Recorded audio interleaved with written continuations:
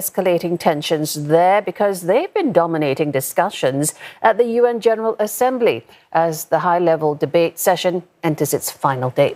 On Friday, Israeli Prime Minister Benjamin Netanyahu's controversial speech sparked a mass walkout as scores of delegates and diplomats protested his address.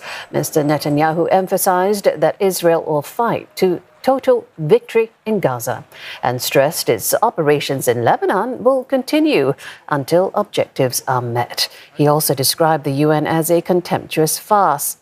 Delegates from Indonesia and Malaysia were among those who walked out ahead of Mr. Netanyahu's speech. During her address over the weekend, Indonesian Foreign Minister Retno Marsudi emphasized the importance of recognizing Palestinian sovereignty and stressed that it can put political pressure on Israel to end its atrocities.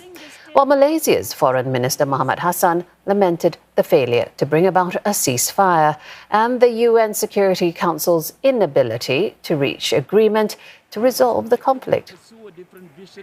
Well, let's bring in Mitch McCann. Now, he's joining us live from New York. Mitch, what has emerged as the key takeaways from discussions about those Middle East tensions? Well, good morning. As you mentioned, the situation in Lebanon and in Gaza really has loomed over the United Nations General Assembly and High-Level Week here in New York over the past 7 days. And that has been underscored by a number of the addresses that we've heard from foreign ministers and world leaders during that time. The High-Level Week started last Tuesday local time, and Antonio Guterres, the Secretary General, started his speech with the words, "Lebanon is on the brink," and he said the situation needs to de-escalate as soon as possible.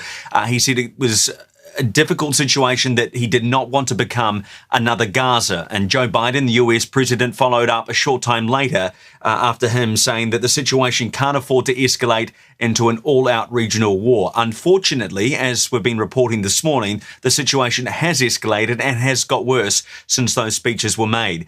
In the days following that, we heard a number of prominent speeches, perhaps the most prominent coming from the Palestinian Authority leader Mahmoud Abbas and Israeli Prime Minister Benjamin Netanyahu, as you mentioned. When Mahmoud Abbas arrived at the lectern in New York last Thursday, he opened with the words, "We will not leave, we will not leave, we will not leave," referring to Palestinians still in Gaza and in the West Bank. He called for a de-escalation in tensions, and he said the entire world is responsible for what's happening. When it came to Netanyahu, as you mentioned, he arrived at the lectern and a number of delegates from member states actually got up out of their seats and walked out. Now, that is extremely rare at the General Assembly. We haven't seen behaviour like that in recent years. Benjamin Netanyahu said originally he wasn't going to turn up to the United Nations General Assembly because his country was at war. He said the reason he did decide to turn up was because of the lies and the slander, he said, that other world leaders had directed toward Israel. And he had a message for Iran. He said,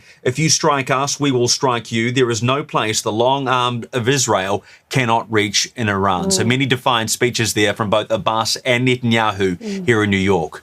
Very interesting, but significant also how the UN General Assembly closes. So what do we need to know about the final day's agenda?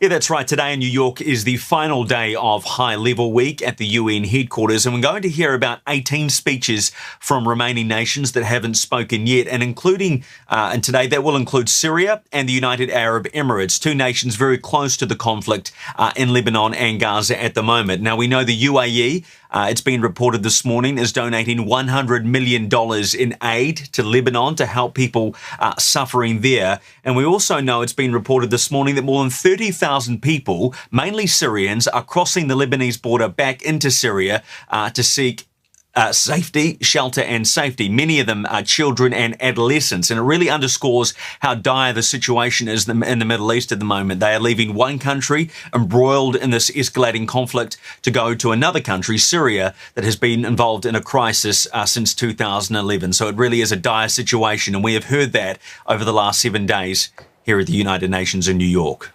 Mitch, appreciate you keeping an eye on the past few days. Mitch McCann reporting live from New York there.